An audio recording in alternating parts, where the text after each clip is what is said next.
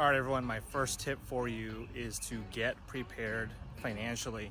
This is a big question for a lot of people out there that are first-time home buyers or just wonder, can I qualify? Do I have the income, the work history? A couple things to really think about is to have 2 years work history. You want 2 years at least. Doesn't have to be the same employer, but 2 years is what they like to see in terms of work history. You want 2 months of bank statements, past 2 pay stubs, and any other assets and income that you may have from other areas. You want to have all of this information kind of gathered up. Oh, you have 2 years past taxes as well. You want to have these ready so that when you apply for a loan, lender's going to ask for these things in addition to your application. You'll also want to get your down payment ready. Now, the common misconception is if I'm not a first-time home buyer, I have to put 20% down. There are conventional programs now that I've seen that do 3 to 5% down.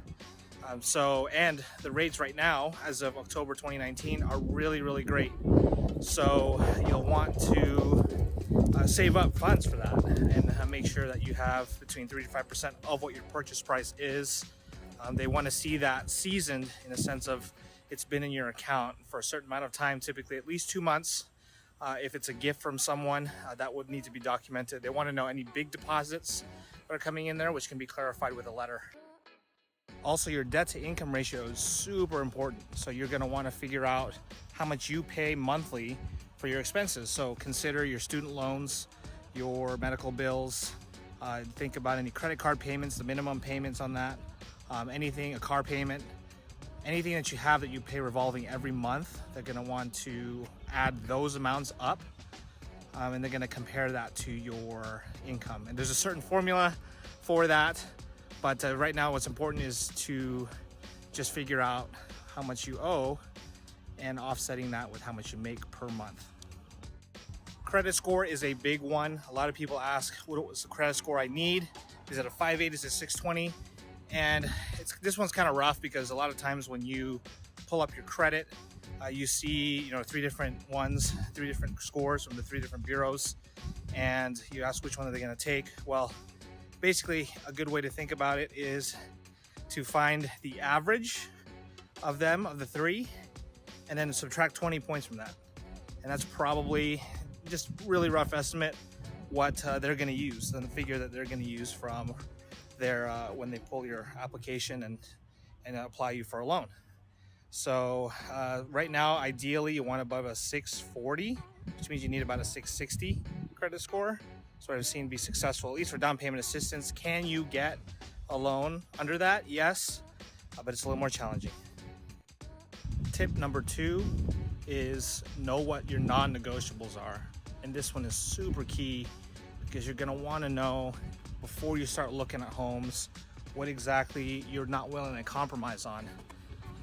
And I think this is so important to figure out because it'll eliminate a lot of the homes out there that you may think you want.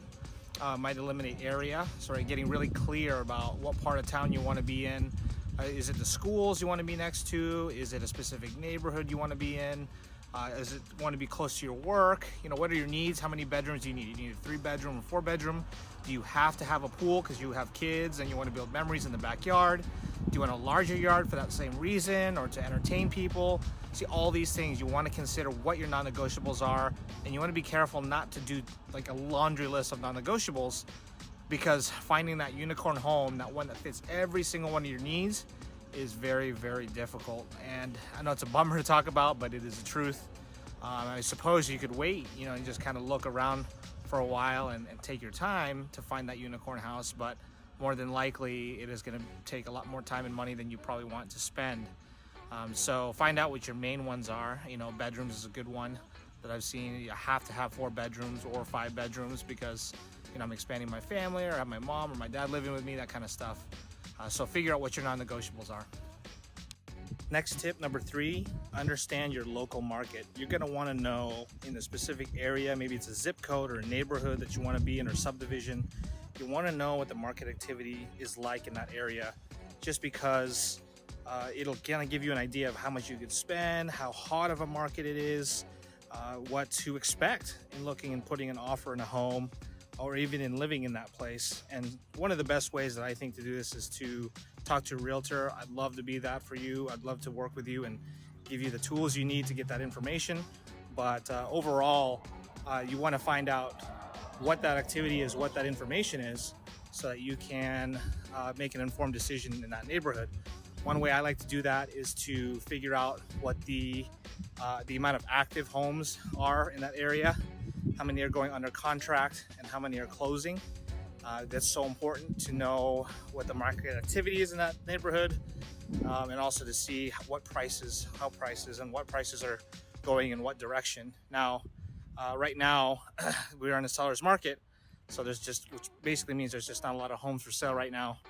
But every neighborhood is different. I mean, there are some places right now in Phoenix, or in greater Phoenix, and that's particularly one city, that has it's pretty much as close to a balanced market as it could get. You know, it's just because the prices are higher and it's further away from the city. So it just depends where you want to buy a house, but understanding the market is very, very critical. Tip number 4 is understanding closing costs. So you have your down payment, 3 to 5%, 10%, whatever that is. In addition to that, you have your closing costs, which I estimate to be about 3% of your purchase price. Now, from what I've seen in the price range of about $250 to $350, your closing costs are about $5,000 to $7,000. But 3% is a good rule, just to make sure you have enough saved up in case anything comes up. So a couple of things that are involved with this. One, you have lender fees, like a loan origination fee, your underwriting fee, things of that nature. You have title fees, so your escrow fee, your title insurance, your lender's title insurance. So you've got those kind of expenses. You got if there's an HOA, they typically impound for HOA fees. Taxes, they impound for taxes as well. Typically 3 months or more, depending on what your lender requires, etc. And then you have any other miscellaneous items. Of course, there's a sheet, there's a settlement statement that you'll get that'll tell you the breakdown, but typically all of those kind of fees, those are the main ones, add up to about $5,000 to $7,000, or up to 3% of your purchase price. And the last tip that I have, tip number 5, is to have fun. Now, it can be very stressful, especially if you're a first-time home buyer or needing to sell your house and buy one, to consider just how much goes into that, right? There's moving, there's learning a bunch of things that you're not used to, and eventually getting into a home. It just can seem very overwhelming, but have fun in the process. There's a lot of memories that are built in buying a house.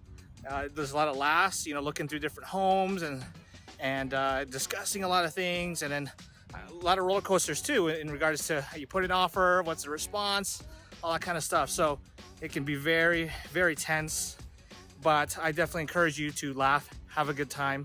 Me and my clients, we love to have a good time, laugh, joke, and kind of ride the roller coaster together, but have fun doing it, with our hands up, enjoying ourselves.